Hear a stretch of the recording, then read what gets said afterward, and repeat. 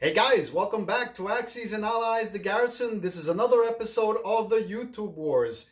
We're coming to you from the bunker here in Rochelle Park, New Jersey. I am Detroit, your host, with episode 6.4. It is G.I. Joe's turn with his Americans to make his moves. Very, very interesting episode. Not that many battles, actually about 4 battles are going to be fought this turn. But what I'm more interested in is with the movements that are taking place now. We're rapidly approaching the end of the game. It is round 6, round 7, and round 8, and then that's it. Okay, so the game is definitely coming to a conclusion, and now everybody is positioning to wrap the game up. Okay, so now it's about strategy and tactics and positioning. All right, let me remind you, the Axis powers currently have 11 IPCs. All right, so they need 12 IPCs to win the game. They must maintain 12 victory points overall all the way through the end till round 8. And of course, that may change, all right? So it may fluctuate. It may be more than 12. It may be less than 12. But we shall see how things develop in this game. Needless to say, I'm sure there's going to be a couple of ups and downs. I can see a situation where the Allies may take the city of Shanghai. But let's not forget, though, that the Axis also have options, and they may take other victory objectives and victory cities in other locations. I know that the Allies are thinking of potentially taking India, potentially taking Southeast Asia, potentially thinking of also taking Hong Kong. There's several options. But of course, needless to say, the Axis are on their game. We are on our game, and we have potential plans that are being worked on as we speak in order for us to secure the 12 victory points that we need. Guys, as always, I hope you enjoy this episode. Let me know what you're thinking. Let me know if the strategies and tactics that we are using are the ones that you think will win or lose the war for either the Axis or the Allies. As always, guys, I hope you enjoy this episode. All right, guys, it is episode 6.4. G.I. Joe gets to make his moves with the USA. All right, so let's see. Let's go ahead with the current ground and naval situation that the U.S. has going, not only for itself in Europe, but also in the Pacific. But let's start first here in the Atlantic. All right, so in Season 91, currently, the U.S. has a fleet of 1 carrier, fully loaded with 2 fighters, 2 destroyers, and 1 naval transport. Let's not forget the U.S. also has an army group in Morocco consisting of 2 infantry, 1 armor, and 1 AAA.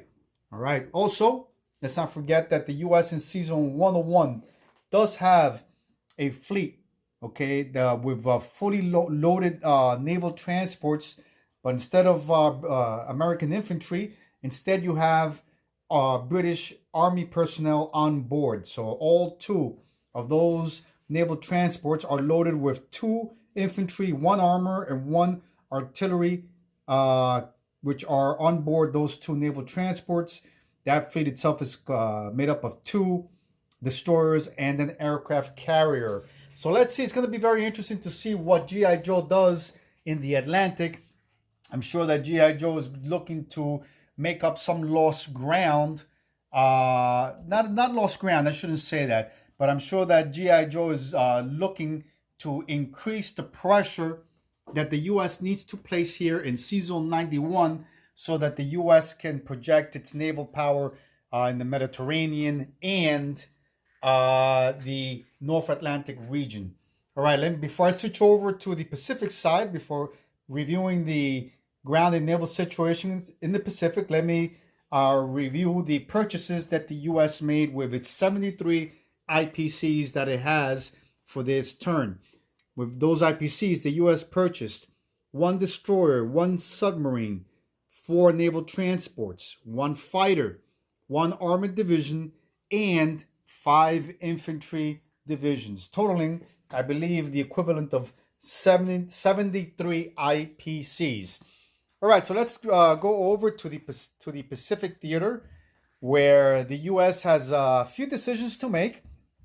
Okay, obviously, In season 42, you have a combined Allied fleet where the U.S. is exerting pressure along with its Anzac allies all over the South Pacific region, applying pressure to the Japanese. But of course, as we all know, during Japan's last turn, the Japanese did tackle that pressure by placing its primary fleet off the coast of the Philippines in sea zone number 35. It's going to be very interesting to see how G.I. Joe goes about engaging his naval assets or moving his naval assets in the Pacific, as well as the attacks that he'll be making.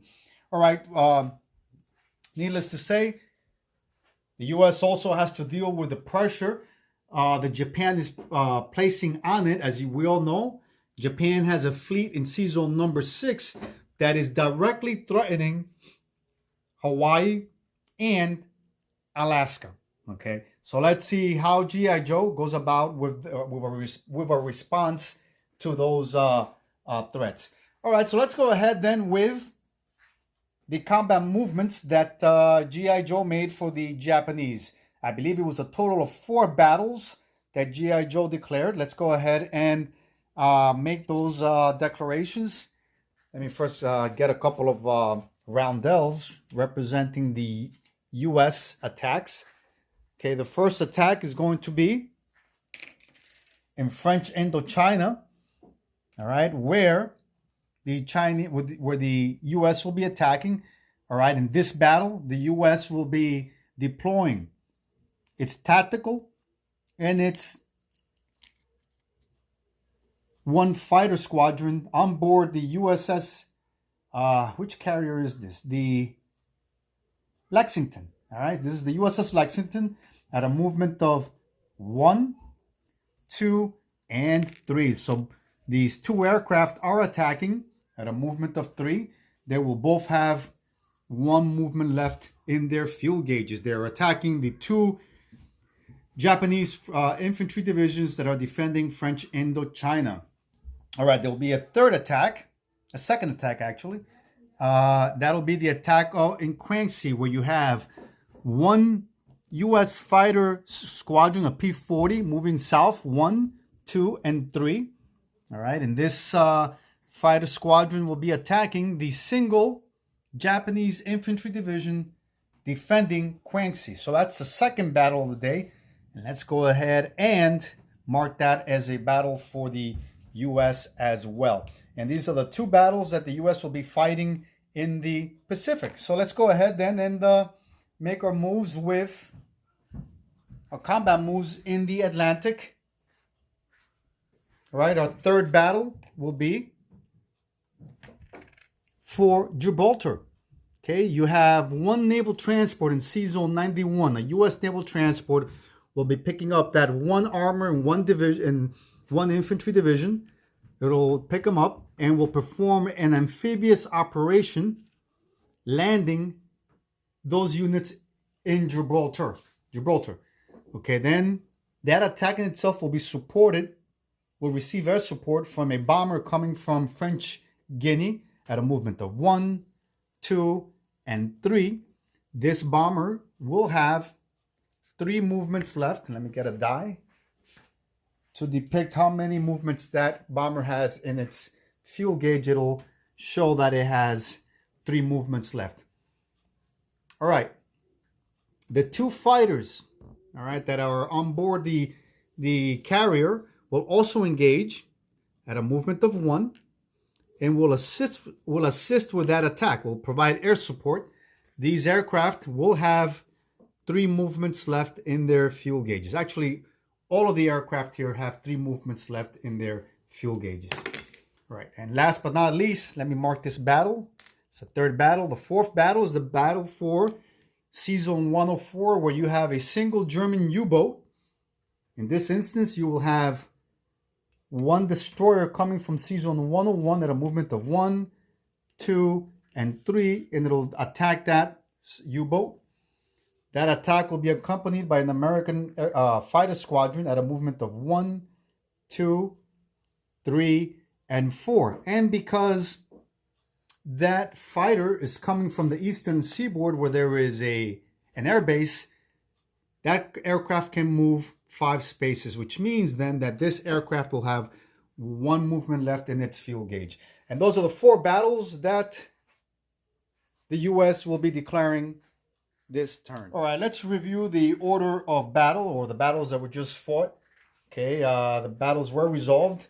So as the battles turned out, the U.S. attack on Gibraltar failed utterly.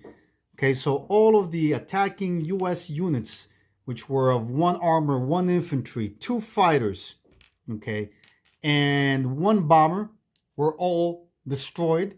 The defending Axis forces lost all of their ground units, which were 2 artillery, 1 infantry, and 1 tactical bomber.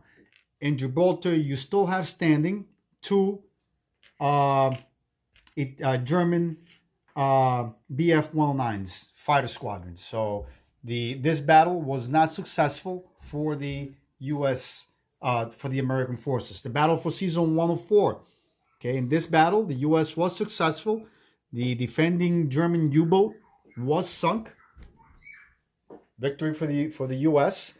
Let's go over to the Pacific theater, where in French Indochina, the U.S. the American Air Force was able to take out the 2 defending Japanese infantry, but the defending infantry on their return fire were able to shoot down 1 American tactical bomber. So for now, you have 1 U.S. fighter squadron over the skies of French Indochina. And last but not least, the battle for Kwangsi, or the battle over the airways in Kwangsi. The U.S. P-40 Warhawk was able to take out the defending Japanese infantry division in Kwangsi.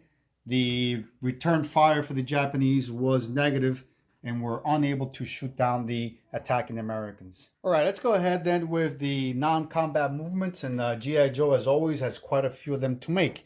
So the fighter that attacked the German U-boat in season 104 will move south. It has 1 movement left in its gas gauge or fuel gauge, and it'll land on at a movement of 2, movement of 1, and it will land on the carrier in season number 1. All right, the destroyer in season 101 correction, will make steam at a movement of 1 and 2, and it will occupy season 103. All right. The remainder of the U.S. fleet will make steam, okay, at a movement of 3. 1, 2, and 3 will link up with the rest of the U.S. fleet. All right. It will also bring over its complement of 2 British infantry divisions, along with 1 armor and 1 artillery divisions. All 4 of these ground units are still on board the U.S. naval transports because they are British and they don't get to disembark until it is the turn of the UK to make its moves. All right. The ground units in eastern USA, 2 mech and 1 AAA, will move into central USA. All right. The U.S. fighter on the eastern seaboard will move at a movement of 1, 2, 3, and 4, and it'll land on one of the U.S. carriers in season 91. Okay, and I believe that's about it for all the non-combat movements for the U.S. in the Atlantic. Now let's head over to the Pacific, where there's quite a few movements that the U.S. has to make. All right, the U.S. carrier, the Lexington, in season 42, will make steam and will head north at a movement of 1 and 2. It is now occupying season number 36. The fighters, okay, the fighter that attacked in French Indochina will, at a movement of 1, that's all it has left in its fuel gauge, will land on the Lexington. The fighter that also attacked Kwangsi up in the north also has 1 movement left and it will land on the Lexington as well. So currently you have 2 fighters on board the Lexington. All right, sea zone number 21. You have a U.S. submarine. Okay, this submarine will move at a movement of 1 and 2, and it will reinforce the U.S., the American fleet, along with a carrier, okay, in sea zone 36.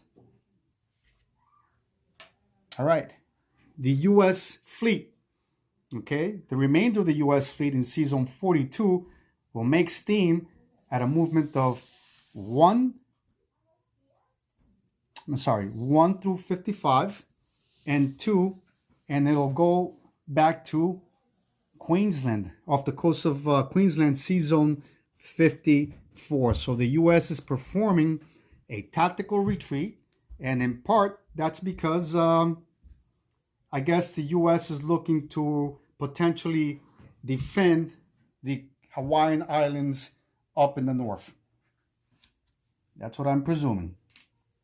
Okay, what other non-combat? So you have U.S. destroyer Sea Zone 32 off the coast of the Marshall Islands. This destroyer will head north at a movement of 1 and 2. It's now in Sea Zone 25.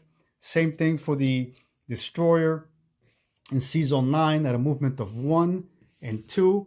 It will link up with its counterpart in Sea Zone 25. All right, the U.S. Naval Transport Fleet, with its complement of 2 infantry and 1 mechanized infantry, will head south at a movement of 1 and 2. All these ground units are now are on the Hawaiian Islands, helping with the defense of the islands. All right, and here in Western USA, you have 2 AAAs that are being whaled at a movement of 1 and 2 into Alaska.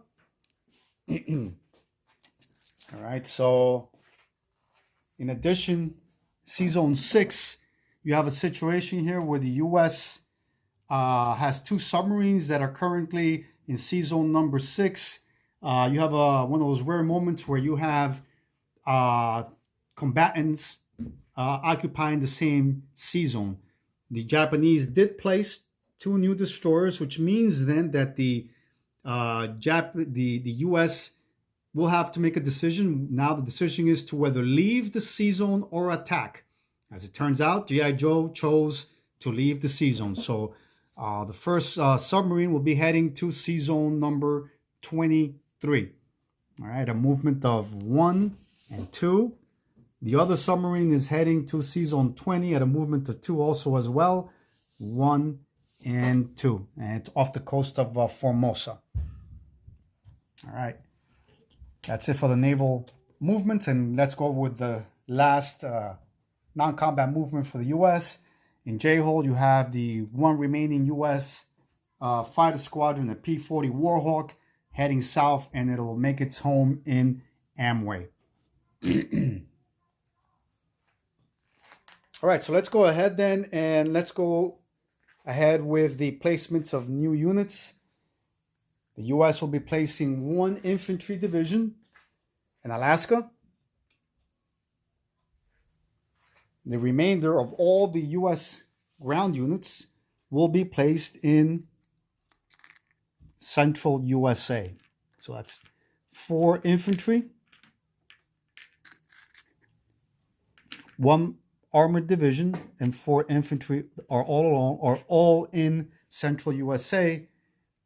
The 1 fighter goes on the eastern seaboard of the United States, and the rest of the U.S. fleet will go on Sea Zone 101, and that consists of 4 naval transports, 1 destroyer, and 1 submarine. All right, so according to the income tracker, if I'm not mistaken, the U.S. is collecting 71 IPCs that it'll carry over to round 7. So the U.S. Will have 71 IPCs for its next turn in round 7.